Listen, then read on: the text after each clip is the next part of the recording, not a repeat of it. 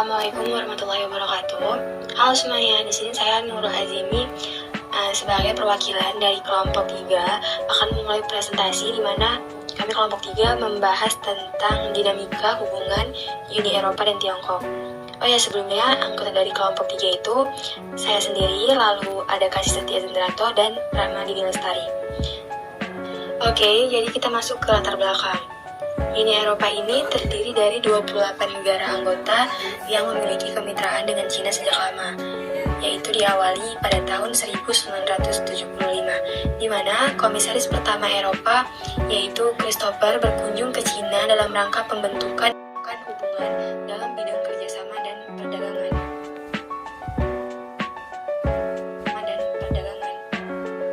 Lalu, 3 tahun setelah itu, perjanjian perdagangan bilateral terbentuk, terutama setelah penerapan kebijakan baru Cina berkaitan dengan keterbukaan dan reformasi perdagangan berdampak baik dalam kerjasama kedua belah pihak. Pada tahun 1980, pendapatannya mencapai 2,4 miliar dolar Amerika dan terus mengalami peningkatan pada tahun-tahun berikutnya.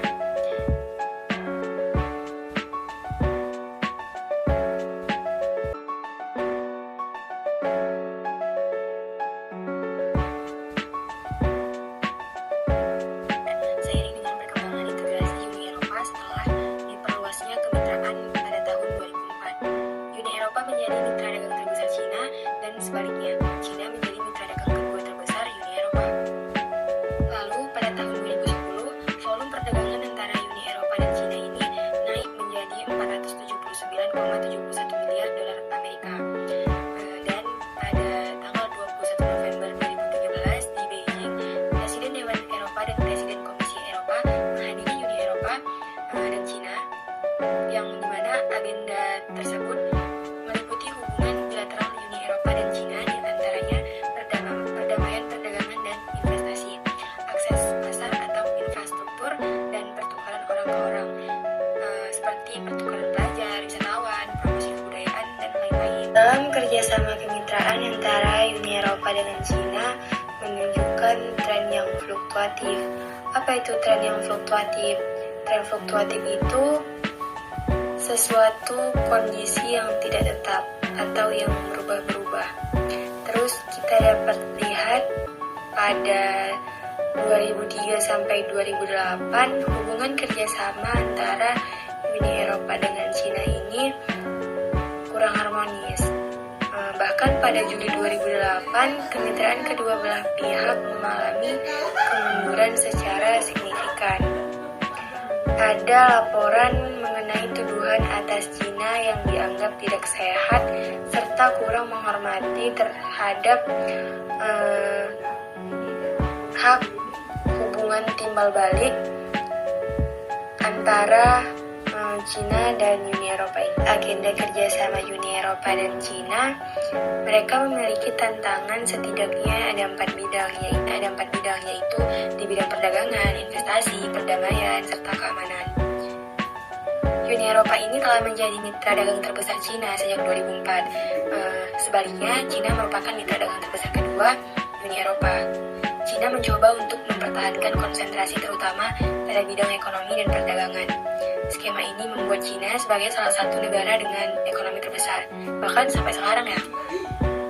Di sini Cina tidak menampilkan diri sebagai ancaman, namun dia berpartisipasi dalam masalah tatanan global. Cina bekerja sama dengan institusi Eropa dengan harapan mendapatkan kredibilitas dan legitimasi internasional. Dalam tahapan awal, potensi dari kerjasama dengan Cina memiliki nilai yang besar. Namun sebaliknya, Uni Eropa juga harus memperhatikan kemungkinan tantangan yang akan dihadapi.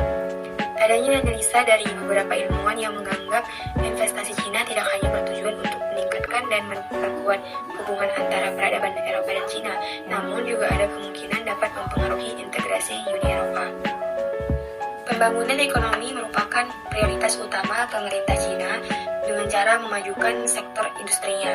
Untuk meningkatkan pertumbuhan ekonomi, pemerintah Cina telah mengembangkan sektor industri, yaitu sejak reformasi ekonomi tahun 1978. Industri-industri Cina sendiri memiliki kontribusi yang besar dalam pembangunan ekonomi, sekaligus motor penggerak bagi pertumbuhan ekonomi Cina.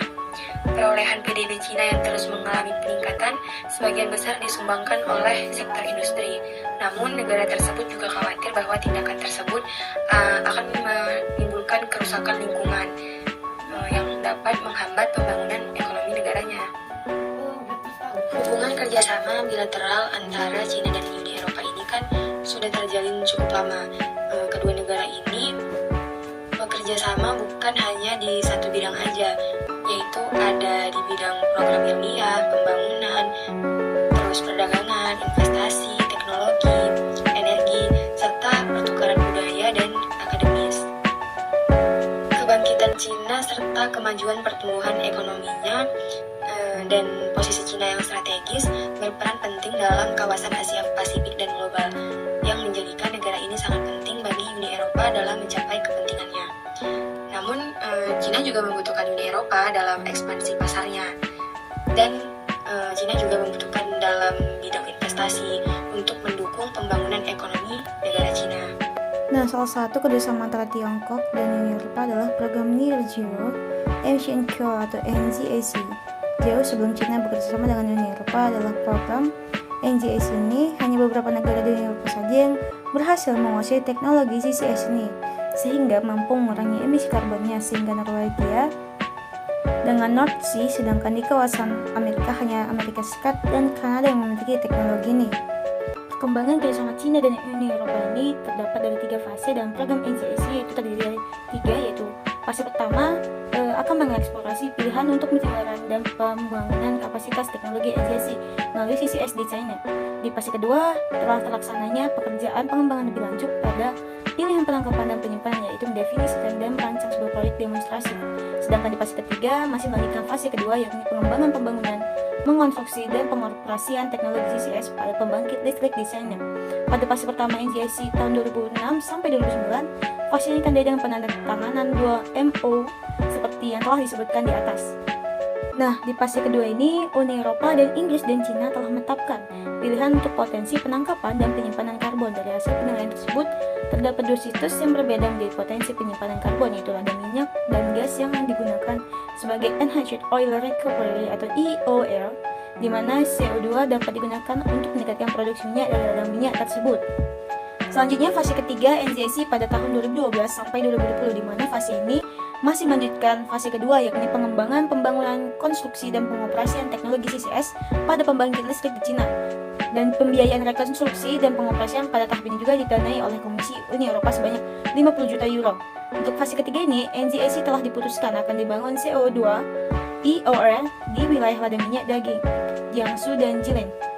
Terdapat 2 rencana awal yang akan dibangun sebagai proyek demonstrasi CCS dan program kerjasama NZAC tersebut, yaitu pembangunan teknologi penangkapan karbon pada pembangkit listrik di Green-Gin di Provinsi Tianjin.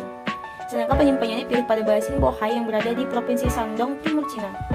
Adapun hubungan antara Uni Eropa dan Tiongkok pasca perang dagang Amerika Serikat dan Tiongkok. Saat ketidakpastian melanda perekonomian global, para pemimpin Eropa dan Cina bertemu untuk membentuk aliansi melawan kebijakan proteksionis Presiden AS Donald Trump. Uni Eropa atau UE akan membuka pertemuan tahunan dengan mendanamkan upaya untuk menangkis tawaran untuk aliansi anti-Amerika Serikat atau AS.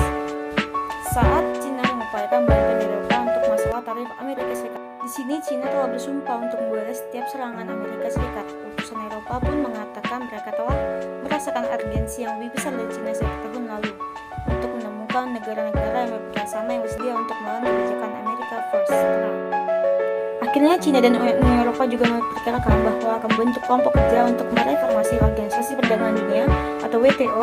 Sama pembicaraan itu, juru bicara Komisi Eropa Margaritis Schinas pada hari Jumat mengatakan bahwa diskusi dengan Cina akan fokus pada perdagangan dan investasi. Selanjutnya, adapun hubungan embargo senjata Uni Eropa terhadap Tiongkok dengan aliansi transatlantik, di mana perdagangan senjata antara Uni Eropa dan Tiongkok ini masuk ke dalam yang besar peringkat sebagai penyuplai senjata terbesar di dunia pada tahun 2014 sampai 2018 setelah Amerika Serikat dan Rusia. Kemudian disusul dengan Tiongkok di urutan kelima, di mana posisi ini menunjukkan eksistensi penjualan senjata oleh negara-negara anggotanya ke seluruh negara di dunia. Intensitas perdagangan senjata antara Uni Eropa dan Tiongkok mengalami penurunan dan juga kenaikan sejak diberlakukannya embargo jika dibandingkan dengan perdagangan barang lainnya, yang justru terus meningkat. Beberapa negara anggota Uni Eropa masih menjadi pengekspor aktif terhadap kebutuhan senjata Tiongkok. Hal ini dapat kita lihat bahwa di peraturan embargo senjata terhadap Tiongkok terdapat kekurangan, karena lebih cenderung terjadi peningkatan penjualan senjata dari negara anggota Uni Eropa setiap tahunnya. Penjualan senjata yang dilakukan oleh negara anggota Uni Eropa pada Tiongkok harus mengikuti prosedur tentang jenis senjata yang dijual, yaitu di luar kategori The Dual Use Regulation atau barang maupun teknologi yang digunakan oleh militer atau yang mengancam sipil. Dari penjelasan sebelumnya, di sini dapat diketahui bahwa kesimpulannya Cina tetap mementingkan pembangunan ekonomi dan sektor industrinya sehingga tetap dapat meningkatkan pertumbuhan ekonominya. Dan antara anggota Uni Eropa dengan Cina ini melangsungkan kerjasama untuk saling mendapatkan keuntungan. Sekian presentasi dari kelompok kami ucapkan terima kasih. Wassalamualaikum warahmatullahi wabarakatuh.